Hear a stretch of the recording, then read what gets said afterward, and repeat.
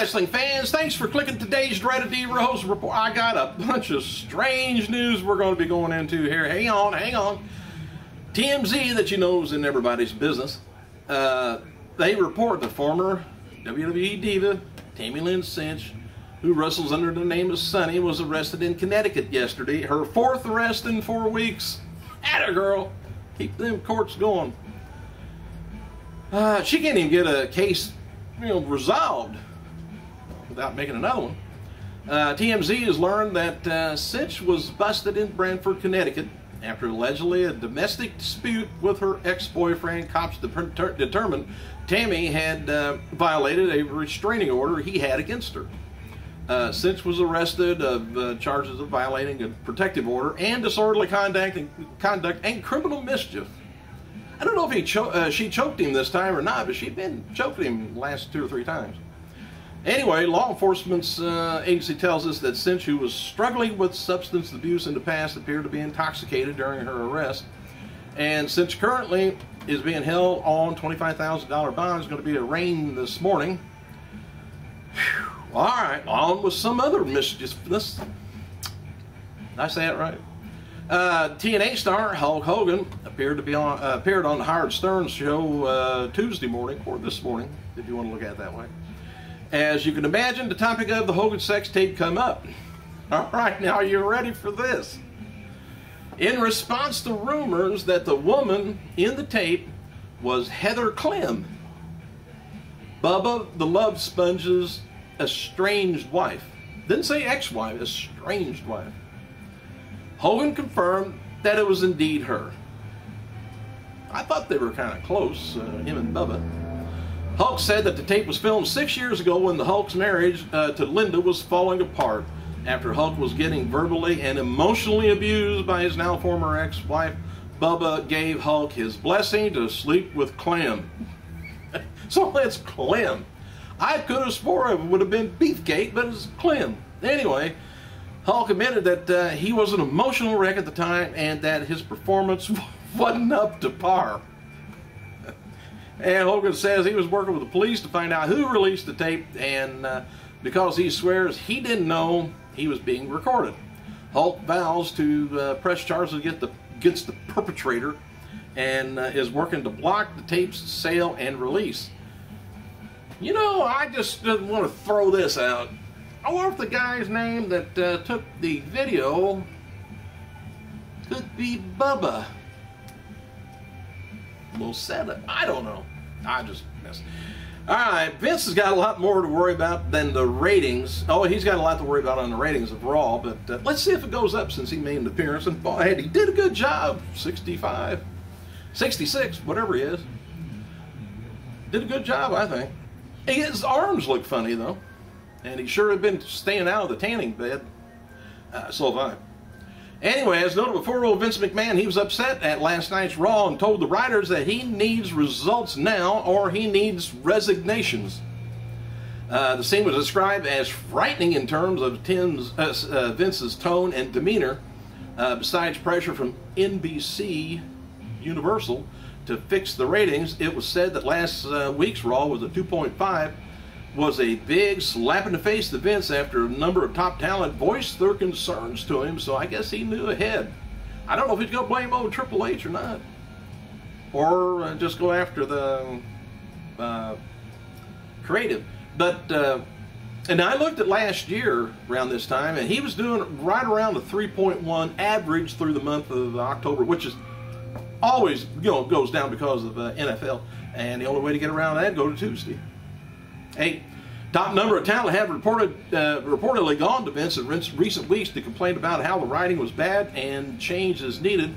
The last week's Raw, Vince said he was in a bad mood after having back and forth with one of the top talent in front of other people. Says we have not been able to confirm who the top talent was, but basically Vince told upfront people that WWE writing sucks. And Vince is doing whatever he wants to do, and WWE is going off a cliff without anything being done about it. The talent told Vince that he needs to listen to everyone else because he doesn't have his finger on the WWE pulse anymore, and basically telling Vince that he's out of touch. pushing it back on Vince. The talent told Vince that when WWE goes to Hell in a Handbasket, then it will be all Vince's fault. It's the edginess that's just not there no more. It's just silly yes and no, back and forth with Kane and Bryant. Well, that's gotten old now, and apparently several people got through to Vince during the weekend. These factors played a big part in changes at last night's Raw. As noted before, expect to hear about more changes in the next few weeks. Okay, here's what more that Vince has got to worry about other than the ratings. And you remember last night when after Punk's match and Ryback came in and he went up through, CM Punk went up through the audience and stuff. Well, there was an incident with WWE Champion Punk striking a fan at last night's Raw in Sacramento. It's going to be picked up by mainstream media outlets this morning. People in WWE expect to be a major story over the next few weeks or so. Is good news, is news like that good news, bad news, or any news is good news if you get into the news? A fan who was in the video being struck by Punk spoke with CBS 13 reporter Laura Cole, who was in attendance at Raw last night. Cole approached the man for comments. He told her he never hit Punk. And I seen the video and he didn't. He, I think, was getting pushed into him. But a fan says his face was a little warm after the assault. And Punk broke his glasses. People hit a guy with glasses. Police walked up as Cole was being interviewed, by the fan, and asked to speak with him. Well, anyway, Cole added that the man was filing a police report against Punk. Since last night, it's been made clear that Punk struck the wrong fan, and there's a couple of videos out that shows it. What it is, another guy was behind Punk, and a little short, fat bastard went up there and grabbed Punk by the back of the head and hit him that way, or pushed his head that way, and Punk turned around, and the guy was short and the other guy was tall, and he cold cocked the big guy with the taller guy with the glasses on. That really didn't do anything. He was waving and being goofy behind Punk, but Punk should have just I don't know, shouldn't have waylaid somebody. He didn't know who it was that punched him. He just assumed. Shelley Eller, another incident, recently won the reality TV show Shark Tank, but is now lashing out against WWE superstar Alberto Del Rio. Eller said her 8-year-old son she took to a WWE live event in Anaheim, California over the weekend, and said she was very upset after Del Rio ripped up her kid's sign for Sheamus, that's who Del Rio was facing that night. Eller told TMZ that her son was terrified by Del Rio's actions and instantly burst into tears. Eller called Del Rio a bully, and according to Eller, she told Del Rio that he made her son cry and he mocked the kid in the response. After Eller's son cried all the way home, she vented her frustrations to WWE superstars on Twitter and wrote an angry letter to WWE officials. And in the letter she says, "Take signs away from adults, not kids. My son was bullied by your superstars, and it's not okay." Eller claims that Ricardo Rodriguez mocked her on Twitter, but Sheamus offered to send her son an autographed photo and meet with him the next time they're in town. I hope that suffices. Now, about being punched in the face, I don't know, when you didn't do anything. Oh, by the way, The Rock is working on Fast 6 in the United States this week. And as noted before, Kingston and Truth have split up, going on good terms to pursue singles career. The segment of Truth and Clay on last night's Raw was done because they're considering a tag team match between the two before this weekend, and they're looking to change Clay's Funkasaurus gimmick altogether.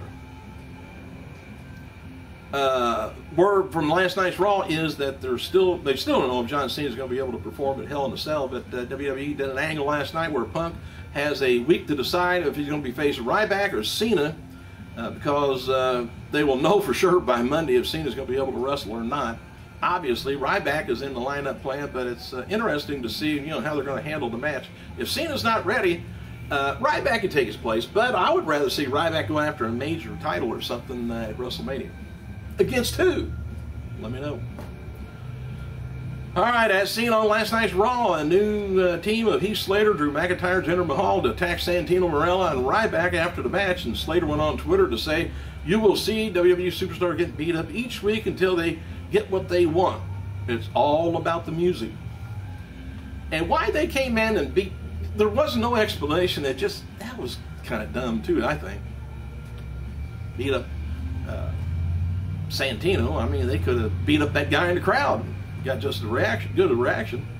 Also on last night's Raw, Punk continued to rant against Steve Austin. Austin mentioned on Twitter this week that noted that he's in Mexico for 2 more weeks, but will respond to Punk words via his official website soon.